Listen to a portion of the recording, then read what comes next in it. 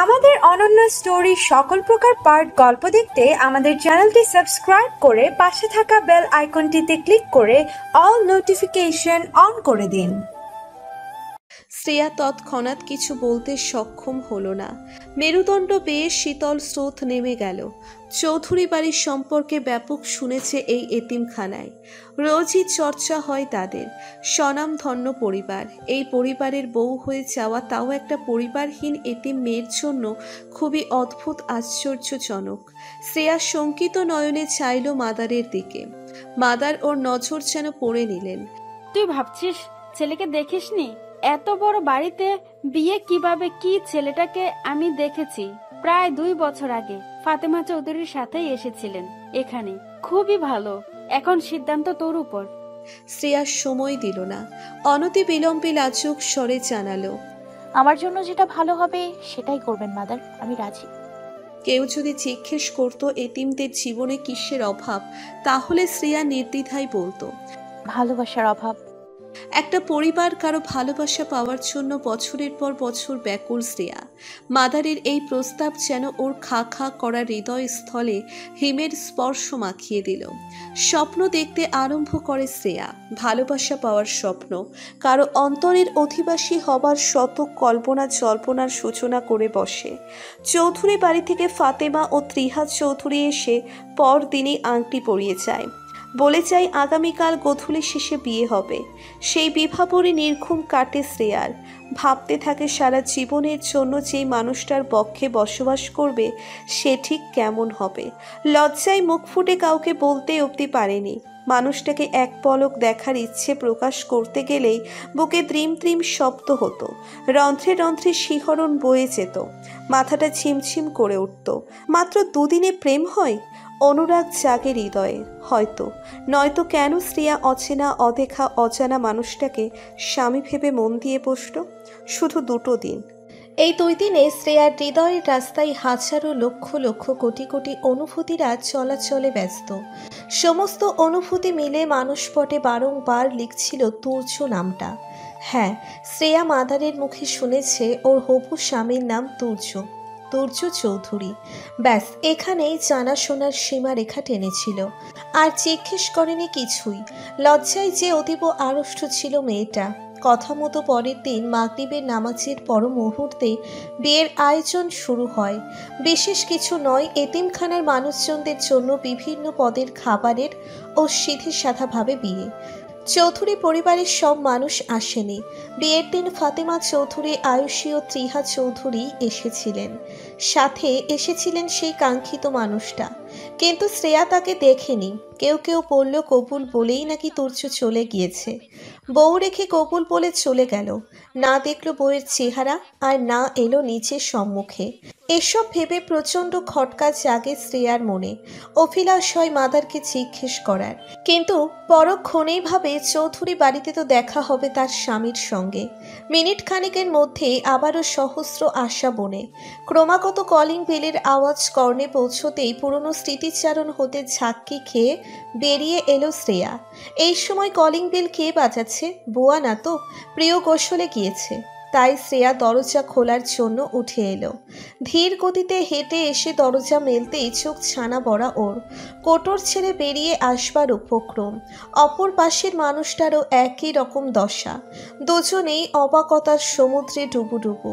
অপর পাশের মানুষটার এর চেয়েও বেশি কিছু অনুভূত হলো কিনা তাতে সন্দিহান শ্রেয়া। তবে ওর বক্ষ স্পন্দন ক্রিয়া প্রায় বন্ধ হবার জোগাড়।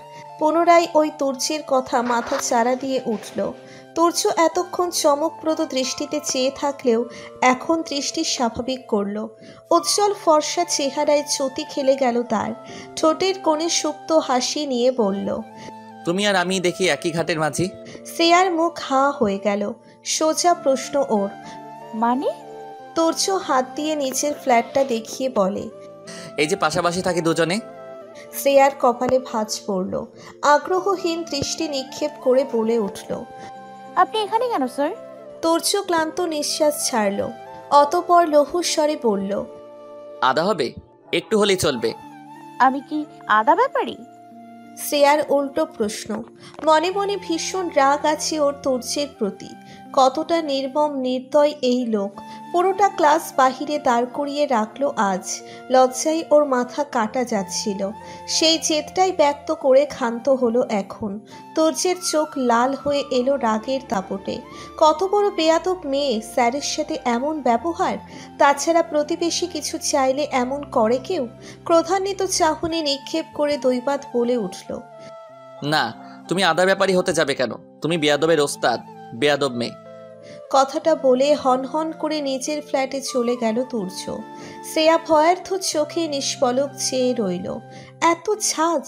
এখন মনে হচ্ছে ভুল করে ফেললো ও। এমন করা ঠিক হয়নি। দৌড়ে গিয়ে কিচেন রুম থেকে কয়েকটা আদা নিয়ে এলো। সময়ের কি পরিহাস!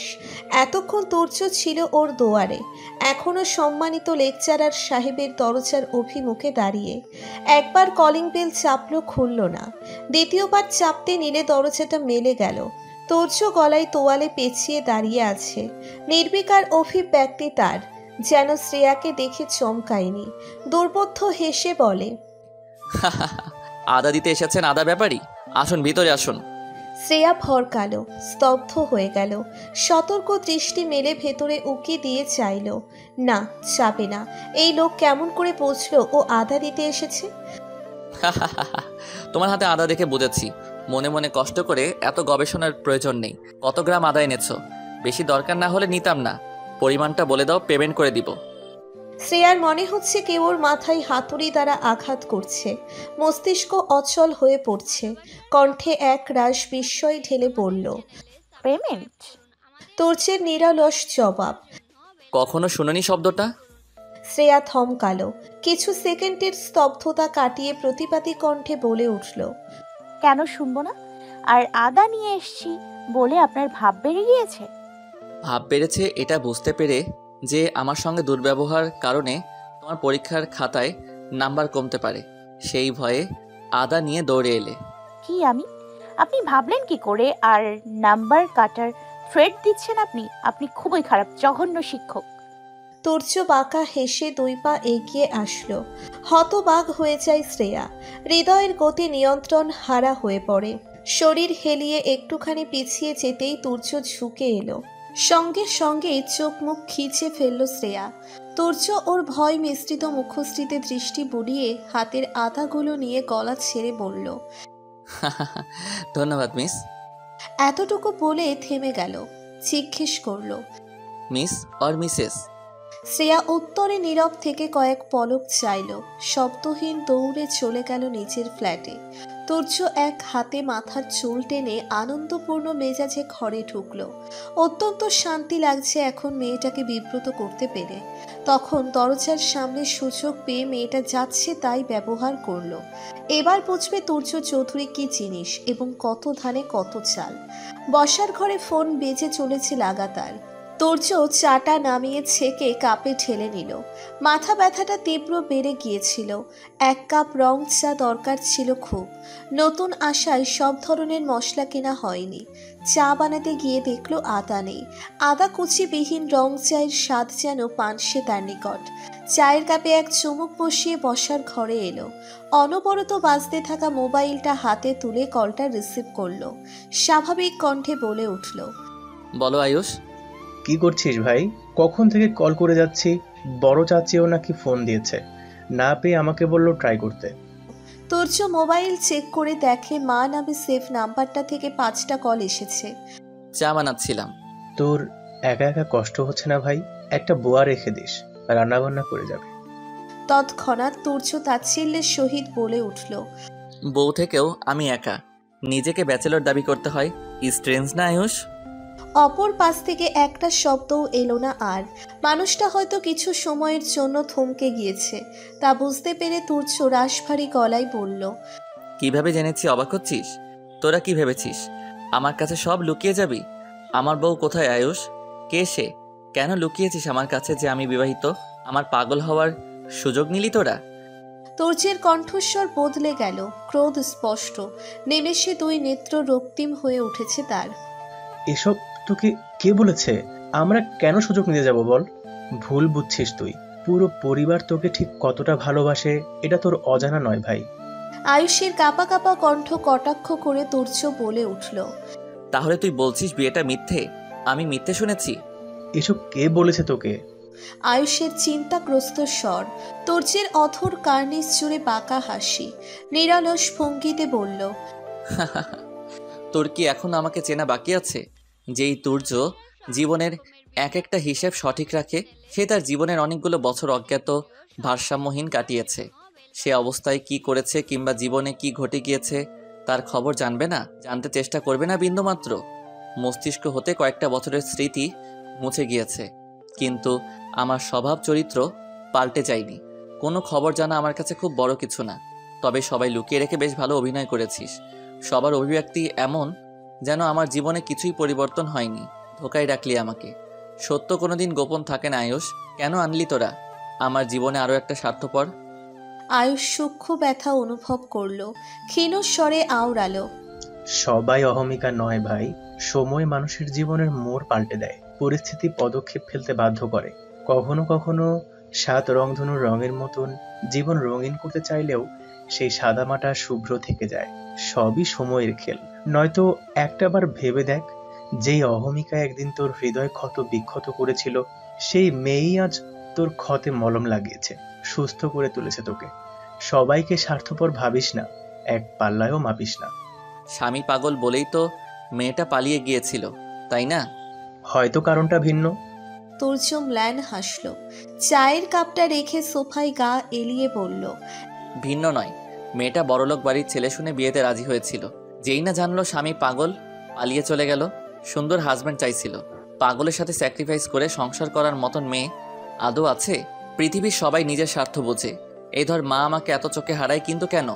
এইখানে আমার মায়েরও স্বার্থ নিহিত, ভালোবাসার স্বার্থ। তেমনি অহমিকা ও ওই মেয়েটাও নিজের স্বার্থ বোঝাচ্ছে। মেয়েটা পাগলের সঙ্গে থেকে ধুকে ধুকে মরতে চায়নি। আর অহমিকার ফিরে আসা, ও শুধু মানসিক রোগীর ডাক্তার হিসেবে আমার চিকিৎসা করেছে। এখন আমার প্রতি কনসার্ন এসব কেবল আমাকে পাওয়ার জন্য। ভালোবাসিনি কখনো আমাকে। বাসলে ছেড়ে যাওয়াটা কঠিন হতো, অন্যমুখ হতে তার বিবেকে বাধ্য।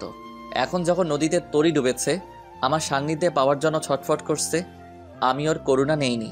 আমার জানা মতে আমার ট্রিটমেন্টের জন্য ফুল পেমেন্ট করা হয়েছে। অ্যান্ড ফার্দার ওই মেয়ের নাম নিবি না। এতটুকু বলেই তুর্য চুপ হয়ে গেল। সুঠাম দেহখানি সোজা করে সামনের দিকে অল্প ঝুঁকে বসল। ফকফকা সাদা মেঝেতে দৃষ্টি নিবদ্ধ করে গম্ভীর স্বরে বলে উঠল, এখন আমি জাস্ট আমার বউকে চাই। সংসার করব না। যে মেয়ে নিজ স্বার্থে পালিয়ে গিয়েছিল তার সাথে আমার সংসার হবে না। মনে মনে ঘৃণা জন্মেছে তার প্রতি। ভালোবাসায় কনভার্ট হওয়ার নো চান্স।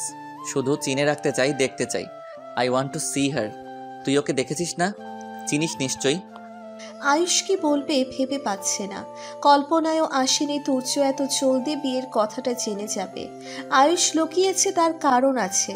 তাছাড়া মেহরিমা চৌধুরী বাড়ির সবাইকে বলে দিয়েছে বিয়ের কথাটা যেন চিরতরে মন মস্তিষ্ক থেকে মুছে ফেলে সবাই। বিয়ে নামক বিষয়টা কখনো তুর্যের কান অবধি না পৌঁছে তাতে কড়া আদেশ জারি করেছেন। তাহলে কেমন করে জানলো? কে বলল? তুর্য সুস্থ মস্তিষ্কে থাকলে শ্রেয়সীর মতো মেয়েকে কখনো বিয়ে করতো না। মেহরিমা চৌধুরীও চায়নি শ্রেয়সীকে পুত্রবধূ করে আনতে। শুধুমাত্র ফাতেমা চৌধুরীর চাপে পড়ে এমনটা হয়েছে। এখন স্বয়ং ফাতেমা চৌধুরীও শ্রেয়ার নামটা পর্যন্ত শুনতে চায় না। যেখানে মেয়েটাকে সকলে ঘৃণা করে, কি লাভ তাকে অতীতের কাঠগড়ায় টেনে এনে আবারও কষ্ট দিতে? আয়ুষ চায় না শ্রেয়সী কষ্ট পাক। বিয়েটাতে ঘোর অমত ছিল ওর। কোনো এক সময় এই মেয়েই কেড়েছিল তার রাতের ঘুম। তৎপরে কিছুদিন ভেবে চিনতে সেই ভালো লাগার অনুভূতি মাটি চাপা দিয়ে দেয়। শ্রেয়ার সুখী জীবন চাই সে, জল ভরা চক্ষু অবলোকন করতে চায় না কোনো কলে। আবার ভাইয়ের সুন্দর জীবনও তার প্রত্যাশা। এক কঠিন সিদ্ধান্ত নিয়েছে সে। এতে হয়তো কারো কারো চক্ষুশীল হবেও, তবুও যে সিদ্ধান্ত নিয়েছে তাতেই অনড় অটল থাকবে। তুর্যকে আর অপেক্ষা করালো না, ক্রমাগত অস্থির কণ্ঠে বলে উঠল, আমি জানি না ভাই, ওই মেয়ের ব্যাপারে কিছু জানি না। এক দেখায় কে কাকে মনে রাখে। আমার মেমোরাইজিং এত ভালো নয় যে একবার দেখি তোর বউয়ের চেহারা সারা জীবন চোখের পাতায় ভাসমান থাকবে। ভার্সিটি থেকে এসেছি, খুবই টায়ার্ড, রাখছি। এক প্রকার কথা কাটিয়ে ফোন রেখে দিল আয়ুষ। তুর্য মোবাইলের স্ক্রিনে চেয়ে থাকলো কিছুক্ষণ, কয়েক সেকেন্ড। কল লিস্টে ঢুকে একটা নাম্বারে ডায়াল করলো। রিসিভ হতেই সোজা সাপটা প্রশ্ন তার। মাদার ইনফরমেশন দিয়েছেন? দিতে বাধ্য স্যার, আপনাদের এতিমখানা। তবে তুর্যের মুখভঙ্গির পরিবর্তন ঘটল, কপালে বলি রেখার ভাঁজ স্পষ্টত। বিরক্ত প্রকাশ করে বলল, তবে মেয়েটার ব্যাপারে যা তথ্য সংরক্ষণ করে রাখা ছিল সব আপনার মা মানে মেহরিমা ম্যাম নষ্ট করে ফেলেছেন। হোয়াট? মা কেন এমন করলো? জাহানারা খাতুন মানে মাদার নেই? উনি সব জানবেন। মাদার গত হয়েছেন, বছর ফুরিয়ে এসেছে স্যার। তবে মেয়েটার একটা ছবি পেয়েছি। ছবিটা ছোটবেলার, বয়স 8-9 হবে তখনকার। এছাড়া আর কাউকে কিছু জিজ্ঞেস করিনি। নতুন যে মাদার এসেছেন তিনি সঠিক তথ্য দিতে পারছেন না। আপনার বলা হুমায়রা নামেই খোঁজ করেছি। আপনি বললে এতিমখানার অন্যান্য লোক কিংবা বাচ্চাদের জিজ্ঞেস করে দেখি। তার আর প্রয়োজন নেই, পিকটা সেন্ড করো। ঢাকা গিয়ে বাকিটা দেখবো আমি। অনেক হিসেব নিকেশ রয়ে গেল সবার সাথে। বাই। ফোনটা কাটতেই মেসেজ টিউন বেজে ওঠে। দ্রুত হাত চালিয়ে হোয়াটসঅ্যাপে ঢুকলো তুর্য। চক্ষু আরশিতে ভেসে উঠল একটা বাচ্চা মেয়ের মুখশ্রী, মাথায় তাল গাছ। ছোটবেলায় এক ঝুঁটি দেখলেই সেটা তাল গাছ বলে অভিহিত করে তুর্য। আয়ুষীকে কত চালিয়েছে, বলতো তোর মাথায় তাল গাছ উঠেছে। মেয়েটা তখন কেঁদে কেঁদে সব ভাসিয়ে দিতে উদ্যত হতো। তুর্যের বুকে এসে জড়িয়ে ধরে বলতো, ভাই এসব বলো না, আমার দুঃখ লাগে। বোনকে আজ বড্ড দেখতে ইচ্ছে করছে তুর্যের। বড় হয়ে আয়ুষী একদম নিশ্চুপ স্বভাবের হয়ে গিয়েছে, প্রয়োজন ব্যতীত কথাই বলে না। তুর্য ছবিটা বড় করে চোখগুলো খুঁটিয়ে খুঁটিয়ে দেখল, মনের পাতায় আঁকলো। ভীষণ চেনা চেনা লাগছে ওর। আরেকটু গভীর চোখে চাইতেই মুগ্ধতা ফুটে উঠল নেত্রদয়ে। মস্তিষ্কের বিরোধিতা করে মনকে জিতিয়ে দিল কিঞ্চিত সময়ের জন্য। আনমনে বলে উঠল, আমার পিচ্চি বউ, অনেক কাঠখড় পোড়াতে হবে দেখছি আপনাকে এক পলক দেখার নিমিত্তে। পাগল বলে ছেড়ে চলে গেলেন, একটু থেকে সঙ্গ দেওয়ায় নিষেধাজ্ঞা ছিল বুঝি? অ্যাপার্টমেন্টের ছাদে হইচই, তীব্র প্রকটভাবে গানের শব্দ কর্ণকুহুরে হন হন করে ঢুকছে। শ্রেয়া কতক্ষণ কপালে হাত রেখে বসে রইল। গত 2 দিন ধরে তার জীবনটা আবার এলোমেলো, অবিন্যস্ত। কিছুই ভালো হচ্ছে না। ওই তুর্য লেকচারার আসার পর মনে হচ্ছে তিক্ততা বিষাদ শব্দগুলো কেবল ওর জন্য প্রযোজ্য। আজও লোকটা ওকে ক্লাসে অপমান করেছে, মুখের উপর ঝামটা মেরে দিয়েছে একদম। একটা বিক্রিয়া লিখতেই তো ভুল করেছিল, সে কি তিক্ত বান মেরেছে? পুরো ক্লাসের সামনে নিজের চিরাচরিত গম্ভীর স্বরে বলল, বিক্রিয়া গুলে খাবেন, নয়তো কেমিস্ট্রি নিয়ে পড়া ছেড়ে দিন। একটু একটু ভুল হতেই পারে, এই লোককে সহ্যই করতে পারে না যেন। শ্রেয়া দেখ, তোর জন্য লাল শাড়ি এনেছি, ঝটপট রেডি হবুন, নয়তো রিয়া আবার এসে ডেকে যাবে। তুই কি চাস বেচারি নিজের হলুদ ফেলে তোকে ডাকতে আসুক? শ্রেয়া অসহায় দৃষ্টিতে তাকালো। প্রিয়র হাতে লাল শাড়ি দেখে ভেতর জ্বলে উঠল। শাড়ি 3 বছর আগে যে শাড়ি পরেছিল সেটাই ছিল শেষ পরা। বধূ বেশি টকটকে লাল শাড়িতেই তো প্রতীক্ষায় ছিল মানুষটার। শ্বাস ফেলতে কষ্ট হচ্ছে শ্রেয়ার। ধরা কণ্ঠে শুধালো, আমি যাব না প্রিয়, তুই যা।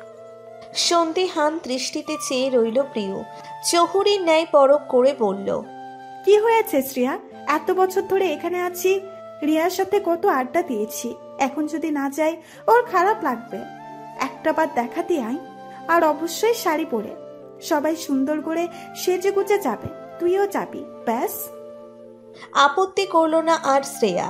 শাড়ি হাতে নিয়ে ওয়াশরুমে চলে গেল। বুকে জড়িয়ে টুকরে কেঁদে উঠল মেয়েটা। নিমেষে ফর্সা মুখে লালের আভা ছড়িয়ে পড়ে, বাধাহীন ছড়তে থাকে অশ্রু কণারা। কি হতো সেদিন মেহরিমা চৌধুরী ওকে ফিরিয়ে নিলে? ভুল কি মানুষের হয় না? ও তো চেয়েছিল ফিরে যেতে, নিজের অনুভূতিদের ঠুনকো হতে দিতে চায়নি। বিধ্বস্ত চেহারায় দাঁড়িয়েছিল পুনর্বার চৌধুরী বাড়ির বিশাল গেটের সামনে, কিন্তু ফিরিয়ে দিল ওকে সেই বাড়ির কর্ত্রী। শক্ত কণ্ঠে বলেছিলেন, যে মেয়ে আমার ছেলেকে ফেলে একবার চলে গিয়েছে তুচ্ছ করে, তার পদধূলি এই বাড়িতে কখনো পড়তে দিব না আমি। শ্রেয়া দরজায় তালা লাগিয়ে সিঁড়ির কাছে এলো। শাড়ি পরে হাঁটতে অভ্যস্ত নয় ও, সেই কবে পড়েছিল। প্রিয় ওকে আসতে বলে ছাদে চলে গিয়েছে। ওখানেই গায়ে হলুদের অনুষ্ঠান আরম্ভ হয়ে গিয়েছে ইতিমধ্যেই। রাত তো আর কম হয়নি। যখন ঘর হতে বেরিয়ে আসছিল তখনই আঁখিদয়ে আটকায় ঘড়ির কাঁটা 10-এর ঘরে। তন্মধ্যে একবার রিয়ার ছোট ভাই মিহান এসে ডেকে গিয়েছে। শ্রেয়া আর দেরি করল না, দ্রুত পায়ে সিঁড়ির দিকে অগ্রসর হলো ও। 2-1 সিঁড়ি পেরোতেই আকস্মিক সারিতে পা বেঁধে দেহ হেলে গেল পিছনের দিকে। ভয়ে অঙ্গ প্রত্যঙ্গ কাটা দিয়ে উঠল তাৎক্ষণিক, কণ্ঠ রোধ হয়ে এলো। তখনই ওর ভয়ের মাত্রা কমিয়ে দুটো বলিষ্ঠ পেশিবহুল হাত কোমর জড়িয়ে ধরে, বুকের অতি নিকটস্থে টেনে নেয় সমগ্র কায়া। ভারী গাঢ় নিঃশ্বাস অবলীলায় ছুঁয়ে দিচ্ছে শ্রেয়ার গলা ঘাড়। নিঃশ্বাসের গভীর ছোঁয়ায় হৃদস্পন্দন চক্রাকারে বৃদ্ধি পেয়ে যায়। কেঁপে কেঁপে ওঠে অজ্ঞাত ব্যক্তির স্পর্শে সমস্ত দেহ মন। জাগতিক চিন্তা দুশ্চিন্তা ভুলে গিয়ে শ্রেয়া পড়ে থাকে উন্মুক্ত কোমরে বন্দি দুহাতের মালিকের প্রশস্ত শক্তপোক্ত বক্ষে। ভেতর বাহির উভয় দিক হতেই এই মুহূর্তে প্রচণ্ড ভীত সে। নিমেষেই ওর সকল ভয় কল্পনা বিলুপ্ত করে দিয়ে ওকে টেনে হিঁচড়ে বাস্তবে নিয়ে এলো বুকে ঠাঁই দেওয়া লোকটার বিরক্তিকর কণ্ঠস্বর। শ্রবণ গ্রন্থির অত্যন্ত নিকটে মুখ এনে মানুষটা বলে উঠল, এত তর্ক করতে পারো অথচ শাড়ি পরে হাঁটতে পারো না?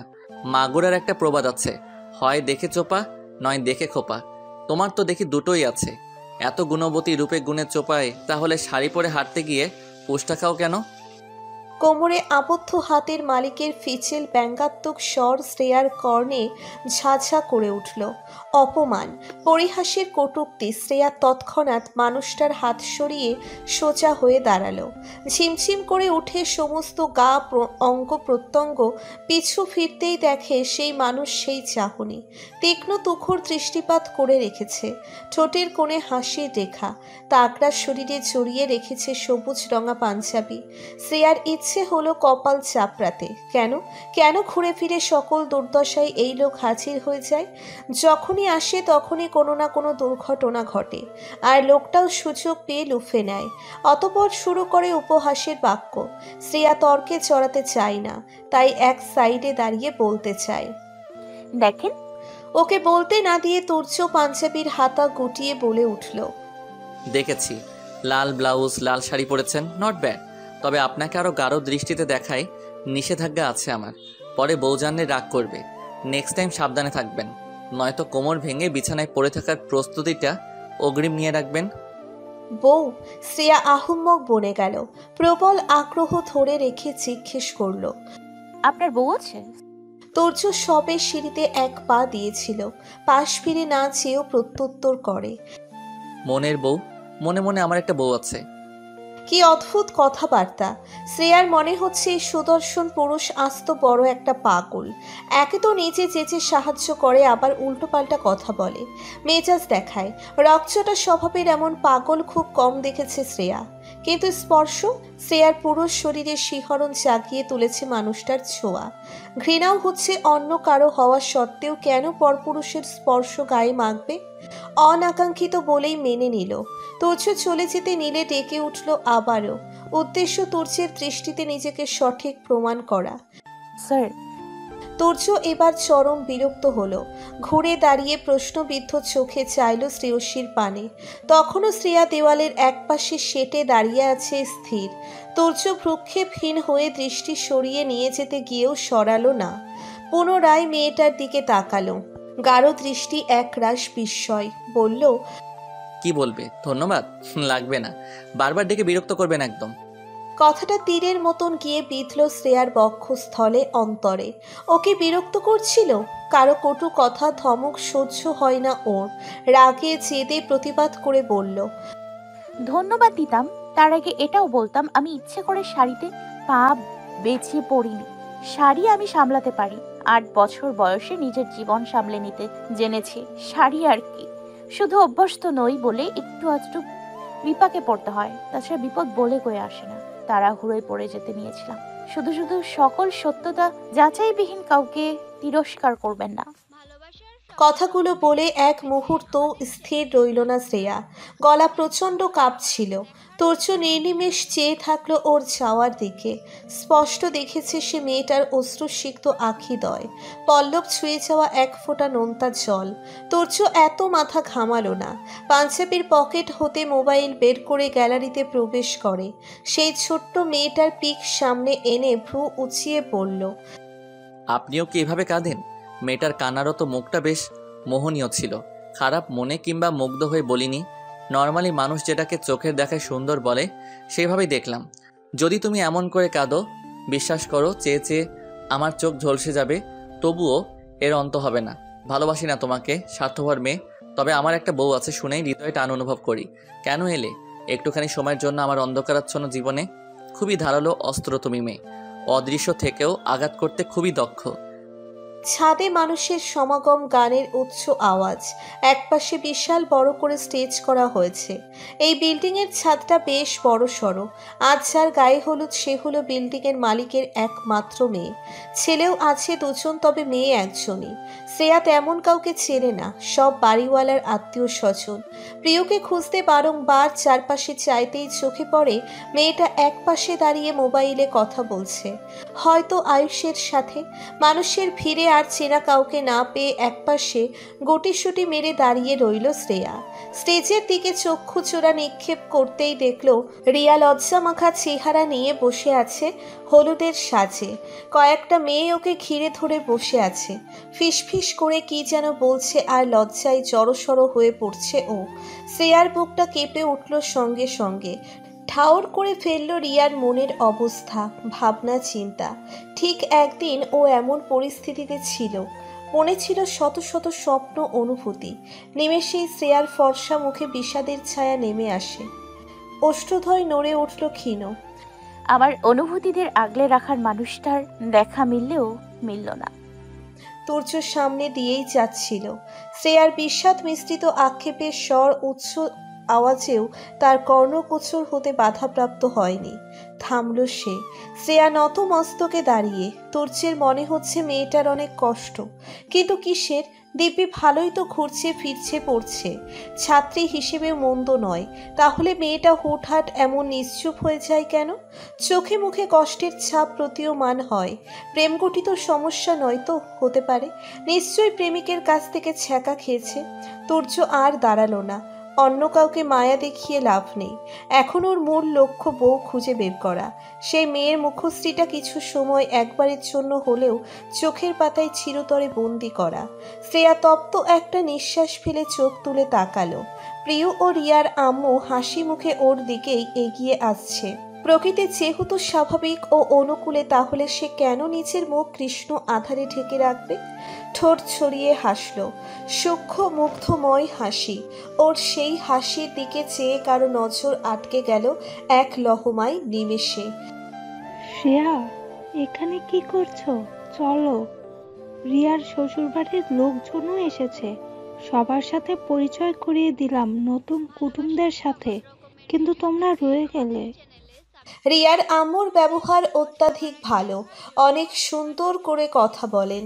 বিল্ডিংয়ের সবার সঙ্গে অতিশয় সখ্যতা ওনার। কে বলবে তিনি এত বড় একটা অ্যাপার্টমেন্টের মালিকের বউ? কোনো কিছুতেই অহংকার নেই। শ্রেয়া বিনয়ী স্বরে বলে উঠল। চলুন আন্টি। সবার সাথে পরিচয় করিয়ে দিল শ্রেয়া ও প্রিয়কে রিয়ার মা। রিয়ার শ্বশুর বাড়ির লোক বেশ প্রভাবশালী। শুনেছে এখানকার একজন কাউন্সিলরের ছেলে রিয়ার হবু জামাই। বরপক্ষের একজন মহিলা তুর্যকে দেখিয়ে জিজ্ঞেস করল, এই ছেলেটা কে? তুর্য চেয়ারে বসে মোবাইলে মগ্ন হয়েছিল। মিশু নামের একটি মেয়ে বার কতেক ওর সাথে কথা বলার চেষ্টা করে যাচ্ছে।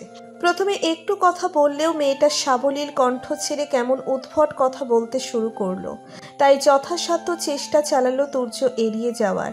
পাত্তা না পেয়ে মেয়েটা ওর পাশের চেয়ারে বসে পড়ল ধপ করে। সাথে সাথে তুর্য উঠে দাঁড়ালো।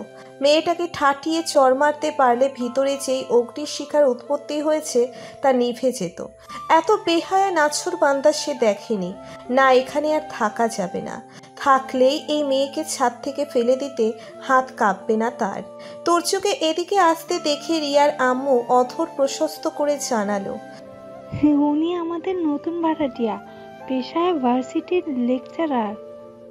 ততক্ষণে তুর্য এসে দাঁড়িয়েছে।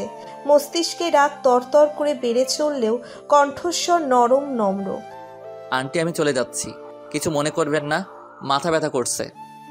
রিয়ার আম্মু তড়িঘড়ি করে বলে উঠল। একটু থাকলে হয় না বাবা, সবেই তো এলে। বিরক্তিতে চোখ মুখ কুঁচকে এলো তুর্যের, তবুও ভদ্রতা বজায় রেখে মাথা নেড়ে বলল, আচ্ছা তাহলে আরেকটু থাকি আন্টি। বরপক্ষের সেই মহিলাটা খুশি হলেন যেন, নিজের মেয়েকে ডেকে আনলেন। তুর্য শ্রেয়া প্রিয় সুস্থির দৃষ্টিতে চাইল। শ্রেয়ার মনে হচ্ছে মহিলাটার একটু বেশি আগ্রহ তুর্যের প্রতি। আর চোখে তীররেখা নজরে তাকালো তুর্যের দিকে। সহসা ধরাস করে কেঁপে উঠল হৃদযন্ত্র, থরথর করে তরঙ্গ খেলে শরীরের ভাঁজে ভাঁজে।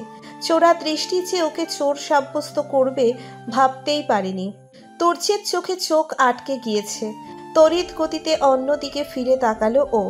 গম্ভীর মুখো লোকটা কি ভাবছে ওকে, কেন চাইতে গেল? ভদ্রমহিলা গলা খাকারি দিয়ে বলে উঠলেন, আমার মেয়ে মিশু, অনার্স সেকেন্ড ইয়ারে পড়ে। জি চিনি আপনার মেয়েকে, আমি যে ডিপার্টমেন্টে কর্মরত সেখানেই পড়ছে। তুর্যের নির্লিপ্ত জবাব। তা তুমি কি বিয়ে নিয়ে ভাবছো বাবা? মানে বাবার কাছ থেকে শুনলাম তুমি এখানে সিঙ্গেল থাকো, তোমার পরিবার থাকে ঢাকায়। একজন সঙ্গী হলে ভালো হতো না? মহিলার মধুর বাক্য বুঝতে সময় ব্যয় হয়নি শ্রেয়া ও প্রিয়র উভয়ের। শ্রেয়ার রীতিমতো হাসি পাচ্ছে। শেষে কিনা রকচোটা স্যার বিয়ের প্রস্তাব পেতে যাচ্ছে। ওর সেই হাসির পানে তুর্য তীর্যক নজরে চেয়ে দৃষ্টি ফিরিয়ে সম্মুখে নিবদ্ধ করল। অকস্মাৎ বলে বসল,